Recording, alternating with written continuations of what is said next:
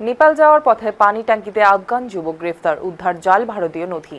নেপাল যাওয়ার পথে পানি ট্যাঙ্কির অভিবাসন দপ্তর থেকে গ্রেফতার করা হলো এক আফগানিস্তানের যুবককে। পাশাপাশি গ্রেফতার করা হয়েছে তার ভারতীয় বন্ধুকেও। ধৃত আফগান যুবকের কাছ থেকে ভারতীয় Aadhaar card, voter card, bank account এবং ড্রাইভিং লাইসেন্সের উদ্ধার হয়েছে বলে পুলিশ সূত্রে জানা গিয়েছে। ধৃতের নাম আব্দুল্লাহ খান।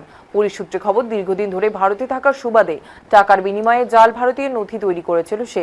অভিযুক্তের বিরুদ্ধে ফরেনার্স রিজিওনাল রেজিস্ট্রেশন অফিসের পক্ষ থেকে লুকআউট সার্কুলার নোটিশও জারি করা হয়েছে।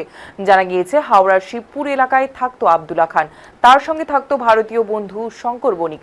শঙ্কর বিধাননগরের দত্তাবাদের বাসিন্দা। পুলিশের দাবি, নেপালে যাওয়ার উদ্দেশ্যে পানি ট্যাঙ্কি অভিবাসন দপ্তরে পৌঁছানোর পর আব্দুল্লাহকে আটক করা হয়। এরপর জিজ্ঞাসাবাদ এবং তল্লাশিতে তার কাছ থেকে একাধিক ভারতীয় নথি উদ্ধার করা হয়। ঘটনায় শঙ্কর বণিককেও গ্রেফতার করা হয়েছে। ধৃত দুইজনের বিরুদ্ধে একাধিক ধারায় মামলা রুজু করা হয়েছে। সোমবার তাদের শিলিগুড়ি আদালতে পেশ করা হয়। গোটা ঘটনার তদন্ত শুরু করেছে খড়িবাড়ি থানার পুলিশ।